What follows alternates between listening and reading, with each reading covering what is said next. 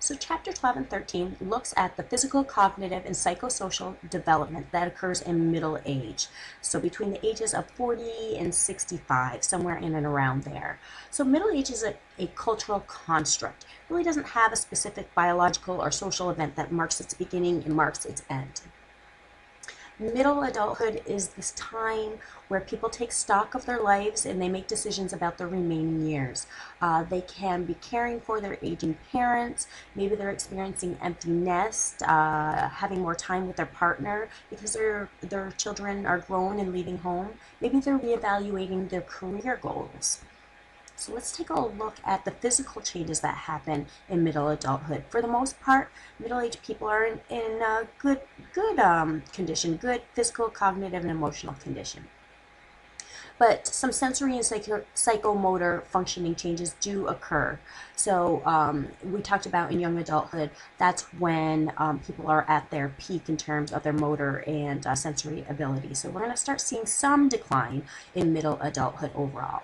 So there might be some visual problems that start occurring. So maybe that near vision, maybe you see, you've noticed your parents maybe holding a piece of paper far away to read it. Now that becomes common in middle adulthood. So having some difficulty with maybe visual acuity, like the sharpness of vision, maybe a little bit of hearing loss, especially with upper frequency. So they may have a hard time hearing voices, probably kind of like mine, that's upper frequencies, all right? So might also experience some decreased sensitivity in their senses with maybe their taste, their smell, their touch, their pain. What else is happening? So you see some changes in the sexual and reproductive functioning.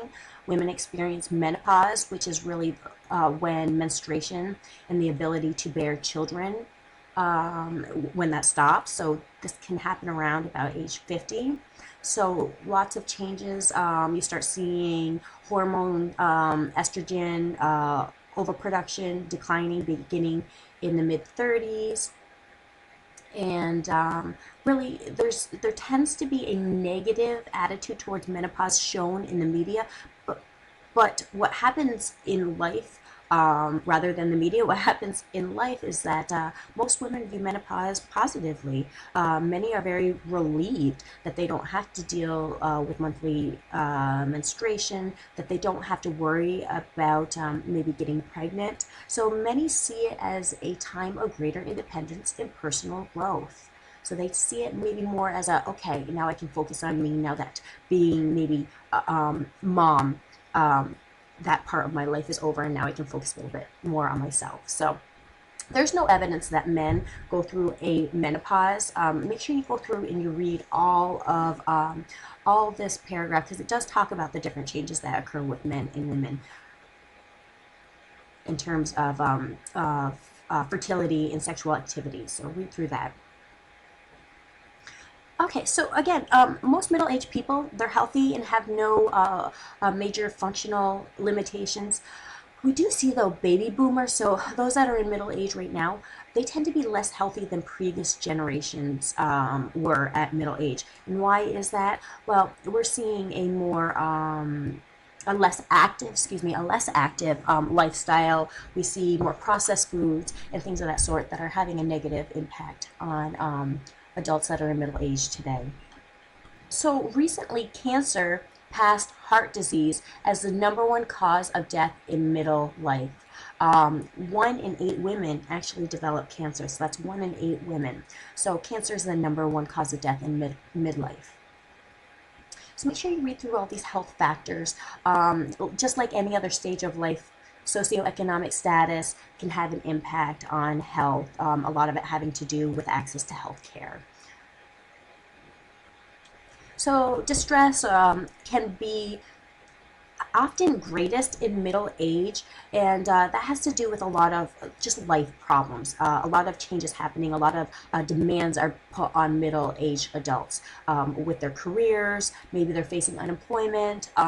Maybe they are dealing with their children growing up and moving out. Maybe they're dealing with illness or the death of a spouse, divorce, marriage, caretaking for their adult parents. So there's a lot of stuff happening during middle age years that that creates a lot of stress. Is a lot for middle-aged adults to handle. So this severe stress can affect our immune functioning. So negative emotions like stress, negative emotions, sadness, things like that are often associated with poor physical and mental health. So they're associated with maybe anxiety, maybe despair. So positive emotions can protect against the development of disease. So be sure to read through that health part. Let's look at cognitive development. So a midlife decline in verbal fluency, memory recall, and executive functioning predicts cognitive impairment in old age. So what is happening cognitively in the middle adult years has an impact on the cognitive impairment in old age. So if you tend to see cognitive functioning remaining pretty strong during the mid-adulthood years, then there's a correlation with a better cognitive functioning in old age. All right, some different theories for cognitive development in the middle adult years. You have Shea, who did the Seattle longitudinal study that found that primary mental abilities, they remain strong during middle age. Really, you don't see any significant reduction until age about 60, somewhere like that. But there's a lot of individual variability in this. So for the most part, mental abilities remain strong until around about age 80, and that was Shea's study. Now, Horn and Cattell, they did some research on fluid and crystallized intelligence, and they found that fluid intelligence declines earlier than crystallized intelligence. So fluid intelligence refers to the type of intelligence applied to novel or new type problems. It's the ability to be able to be creative and figure out just figure out solutions to new type of problems. And then crystallized intelligence refers more towards the type of intelligence involving the ability to remember and use learned information. It's largely dependent on education and cultural background. So crystallized intelligence, the way that I remember is that my crystallized intelligence refers to all that knowledge and information that I got from my teacher, Crystal, okay? And this crystallized intelligence, all this knowledge and information I got from my education is going to be crystallized or become really crystal clear throughout as I age. Whereas the fluid intelligence, that ability to solve novel problems, like being able to learn how to use maybe a computer or figure out your cell phone and things like that. So new problems, that fluid intelligence tends to float away or flow away, fluid, flow away, go away, okay? So crystallized intelligence is going to stay with you longer. That information that Crystal, your teacher, taught you is going to become crystallized or crystal clear as you age. It's going to stay with you longer. It's going to improve. But fluid intelligence is going to flow away, go away, go away. It's going to decline earlier, all right? So this explains why maybe your grandma can kick your butt in trivia. She knows all this different knowledge and these facts and this history and everything. So she can totally kick your butt in trivia, and that's crystallized intelligence, right? Knowledge and information maybe that her teacher Crystal taught her, but she cannot figure out how to send an email or cannot figure out how to change the clock on her DVD player or microwave or something like that, because that requires fluid intelligence. All right. All right, so what else about cognitive development in middle adult years?